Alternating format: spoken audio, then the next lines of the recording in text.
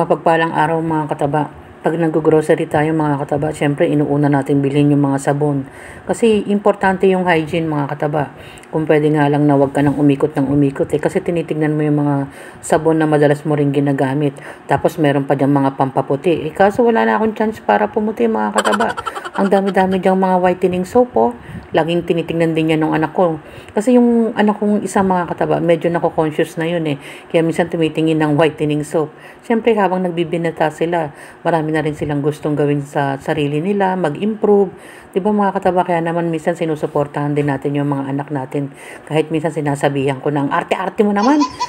Pero ang totoo mga kataba, ganun talaga sila pag nagbibinata. Kahit naman lalaki yung anak natin, dapat binibigyan pa rin natin ng oras yung ano yung makabubuti sa kanila.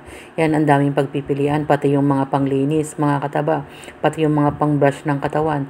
Diba? Ang dami nga pwede dyan eh. At maganda rin kasi kung bumibili ka rin ng debote. Ang problema lang sa mga deboteng shampoo mga kataba, pag ibinuhos, naku, ang bilis maubos. Kaya ang binibili naman natin dyan, yung mga nakasachet. Minsan tumitingin pa nga ako dyan ng mga plus 1 eh, plus 2. Yung mga ganon. Kasi yun yung mga makakasave tayo mga kataba. Ang daming pwedeng pagpilian. Tapos yan naman, mga regular day lang, hindi masyadong maraming tao. Kaya mas magandang mamili pag hindi masyadong maraming tao. Kaya nga binabanggit ko yung mga nakasachet lang yung kinukuha natin eh. Hindi na nga tayo bumibili ng mga cream silk eh. Dati nga mga kataba, hindi naman tayo nagsashampoo eh. Maligo ka lang ng maayos eh. Tapos kutukutuhan ka lang ng lola mo. Ayos na. Basta't maglagay ka lang ng langis. Diba naalala ko na naman yung mga matatanda kong ninuno kung paano yung ginagawa sa buhok. Pero ang totoo mga kataba, shiny naman yung buhok ko noon talaga na hindi talaga maraming mga kung ano yung nilalagay. Pero ngayon iba-iba na talaga. Tapos yan, nandiyan naman kami sa mga tissue, sa mga diaper. Minsan naiisip ko mga kataba, sana wag tayong umabot dun sa point na nagda-diaper na tayo. Na yung maging malakas pa rin tayo na sa mga susunod na panahon kahit na-reach na natin yung harinawa, ma-reach natin yung senior. Yan, nandiyan naman kami sa mga juice. Kumukuha din ako ng konting juice dyan nung time na yan. Kasi nga, alam nyo naman, ang sobrang init ng panahon, minsan nakakapag-juice na kami. Bumibili lang ako ng yung mga nakapak na tingi-tingi. Kumuha lang ako ng mga 3 piraso dyan. Kasi minsan napapabili kami sa tindahan eh. Tapos, ang iniisip ko naman, sayang naman yung masisave mo. Kasi, alam nyo naman yung difference sa tindahan. Kaya minsan, kumukuha na rin ako dyan.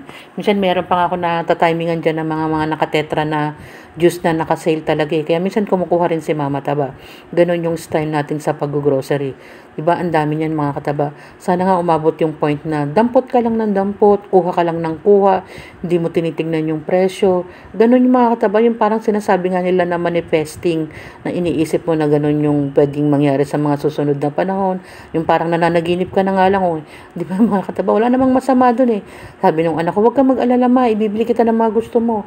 Kumuha ka lang ng kumuha. O di kaya magliwaliw ka ma. Natatawa na lang ako sa anak ko, pero mga kataba, masarap din pakinggan ng pag minsan ganun yung sinasabi ng anak mo na dumampot ka lang ng dumampot, mag-grocery ka na mag-grocery. Kasi alam nyo ba mga kataba, kahit na lumalakad ka sa grocery, minsan hindi mo mararamdaman yung pagod kasi nga parang nag-i-enjoy ka na kahit hindi ka kumukuha sa dami na nakikita mo na mga nasa paligid mo. Masisiya na yung mata mo, nag-i-enjoy ka pa kahit hindi ka bumibili. Yun yung impact nung window shopping, sabi nga nila. Tumingin-tingin ka na lang pero may kasiyahan kang nararamdaman kahit hindi ka bumibili. Bumibili naman tayo pa konti-konti. O yan, makikita niyo yung mga pinamili ni Mama Taba.